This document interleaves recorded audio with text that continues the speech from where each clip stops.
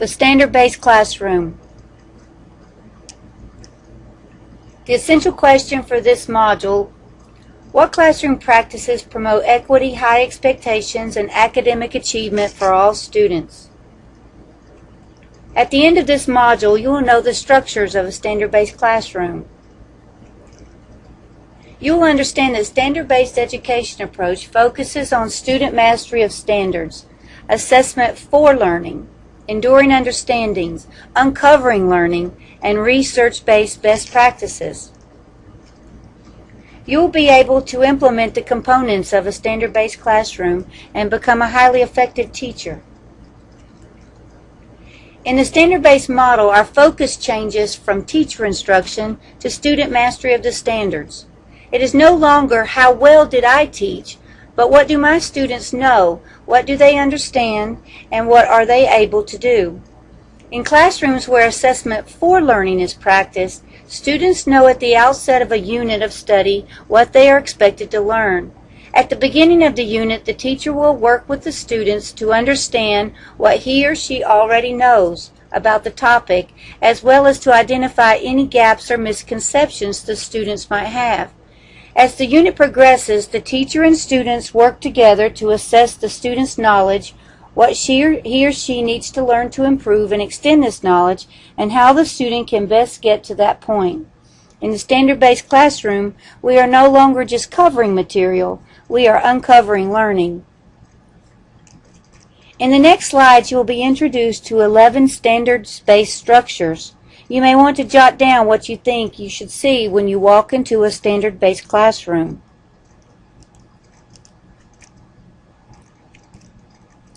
In a standard-based classroom, you will see an instructional framework that includes a warm-up, an opening, a work session, and then a closing. In a standard-based classroom, you will see a classroom library filled with leveled texts that address the different reading levels of the students in that class. You will see an ever-changing or evolving word wall. This print-rich environment is very important to enrich all students, but is especially important for English language learners. In a standard-based classroom, the teacher will use a variety of instructional delivery methods that include opportunities for students to collaborate.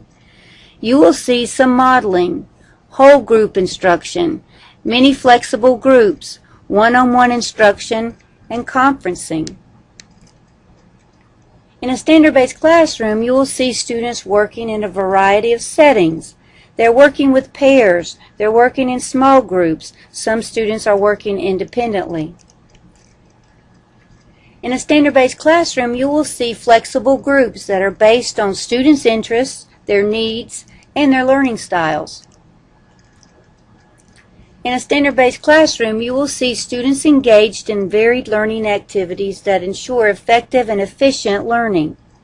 Students in a standard-based classroom have multiple opportunities to master the standards. In a standard-based classroom, of course, you see the standards posted in the classroom. The language of the standard is being used by the teacher during instruction and when providing feedback to students. In a standard-based classroom, there's evidence of performance tasks and activities that support the standards. In a standard-based classroom, there's benchmark work, rubrics, and exemplars. They are posted, and they show expected rigor as defined by the standards. In a standard-based classroom, assessments and teacher commentary support continuous improvement. In a standard-based classroom, technology is aptly used to meet the standards. The standard-based model is not a new concept. Think about athletic teams and music groups, and even in driver's education. When students fail to make a free throw in basketball or they hit an F sharp in band, they don't just receive a B- in those subjects.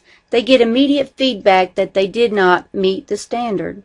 And then that feedback is used to improve their performance. Talk to your cohorts about this approach. Have you ever been given the chance for a do-over, getting your driver's license, going back to college, marriage, GACE scores, SATs, bar exams? We are moving from teacher instruction to student learning.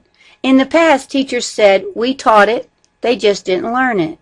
Now the focus is on student mastery of the standards.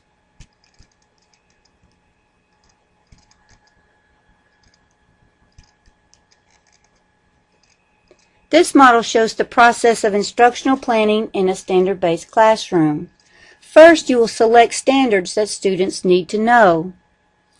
Next, you will design an assessment that will provide an opportunity for students to demonstrate skills and knowledge. Then you will identify learning opportunities students will need, and you will plan appropriate instruction for students to acquire skills and knowledge.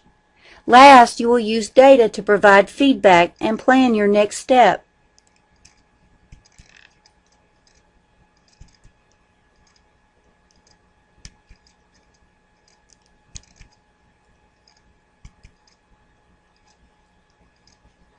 In a standard-based education, the effectiveness of instruction is based on whether or not your students have met the standard. The focus of all your instruction is on student learning.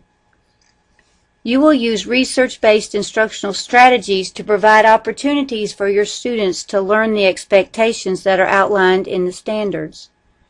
You will keep in mind students' interests, their previous achievements, and their developmental levels as you are planning your instruction. Curriculum maps will be aligned to the standards.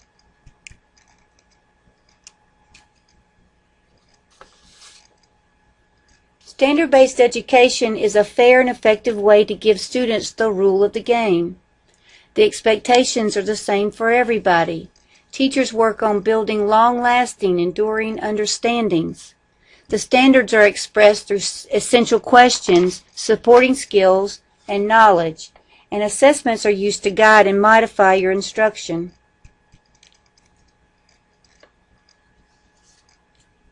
However important the demographic variables may appear to be in their association with student achievement, Katie Haycock says that teacher quality is the most dominant factor in determining student success.